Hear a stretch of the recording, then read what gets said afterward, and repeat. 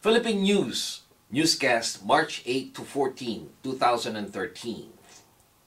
Good day to everyone. Magandang araw po sa inyong lahat and welcome to the website of Philippine News. These are our stories for the day. We'd like to start with the news that the Syrians have captured 21 Filipino UN workers.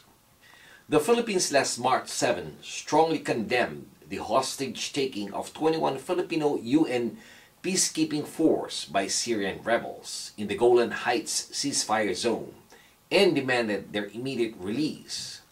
The soldiers, part of a 300-strong Filipino peacekeeping unit, were part of a convoy that was stopped at midday March 6 by gunmen who said the troops would be held until Syrian regime forces pulled back from a Golan village.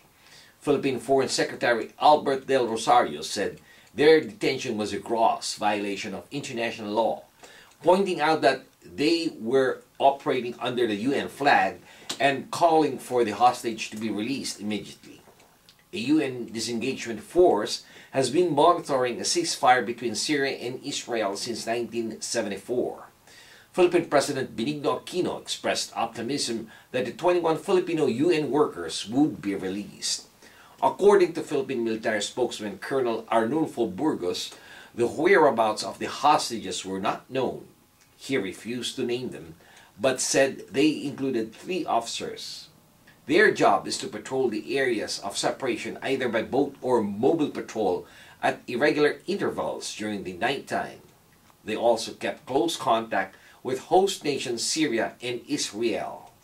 The contingent also ensures the safety of the local inhabitants in the area by guarding the minefield separating the Syrians and the Israeli forces.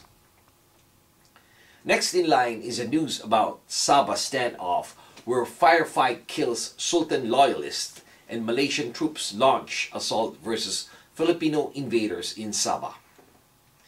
Malaysia's armed forces unleashed a fierce assault on an estimated 300 Filipino followers of the Sultan of Sulu in Sabah last March 5th in an attempt to end the 3-week-long standoff that had already resulted in the death of 27 people.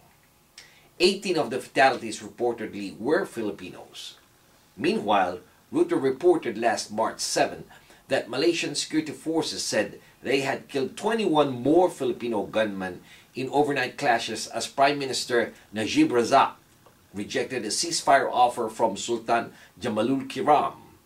At least 52 Sultan loyalists and 8 Malaysian police officers have died in clashes that began last March 1st. Razak said his government had no choice but to launch an assault against the followers of Kiram who have been holed up in Malaysian state of Sabah to stake their territorial claim on the land, which sparked Malaysia's worst security crisis in years. Although efforts had been made by the Philippine government to call for restraint, Malaysia initiated the attack with jet fighters bombing the village of Tandao in Sabah, followed by ground assault of the army. It is clear to the Malaysian authorities that the Filipino invaders do not intend to leave Sabah and that negotiations for the intruders had gone nowhere. This time we tackle a news about the Bipartisan Inclusive Violence Against Women Act, which has passed, and that immigrants are key beneficiaries.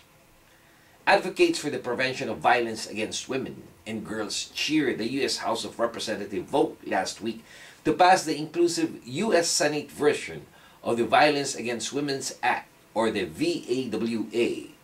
The 286-138 vote to reauthorize the law enhanced to include protections from immigrants, students, LGBT, or the lesbian, gay, bisexual, transgender community, and Native Americans, coincided with the first day of March, which is the Women's History Month. It ended over a year of legislative gridlock after expiring in September of 2011. Originally framed in September of 1994, by then Senator and now Vice President Joe Biden, the enhanced law also reauthorized the Trafficking Victims Protection Act. The expanded act provides much-needed support for both international and domestic victims of trafficking and helping bring traffickers to justice. It will ensure funding is present to help law enforcement respond to sexual assault, as it will guarantee availability of prevention and services. The VAWA's passage means many will continue to be able to get the support and services that they need. The LGBT community in particular will be able to overcome invisibility and denial instead of remaining silent about being abused due to fear of discrimination and prejudice from providers, as well as the lack of sensitive sources in the community. They will gain more access to resources, as will other individuals and communities that have been historically marginalized. And finally, Define American, founder Jose Antonio Vargas impresses students as he bats for immigration reform.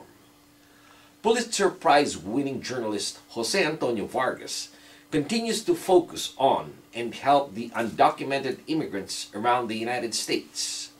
The 32-year-old immigrant rights activist spoke February 26 to California State University Northridge community as part of his nonprofit organization, Define America, campaign on the immigration issues.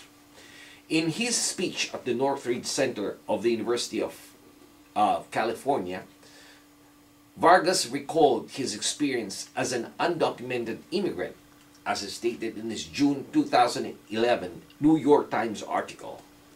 Since then, he has focused on immigration reform debates. Immigration reform has become a hot-button topic and a major item on the agenda of both Democratic and Republican parties. Vargas stated that President Obama's Deferred Action Program is safer to the undocumented immigrants. And this has been your weekly news and review. This news has been brought to you by the premier Filipino-American newspaper right here in the United States, the Philippine News. On behalf of the management and staff of the Philippine News, this is David Rodriguez signing off and thanking everyone for listening. Maraming salamat po. Have a wonderful week and mabuhay po sa inyong lahat.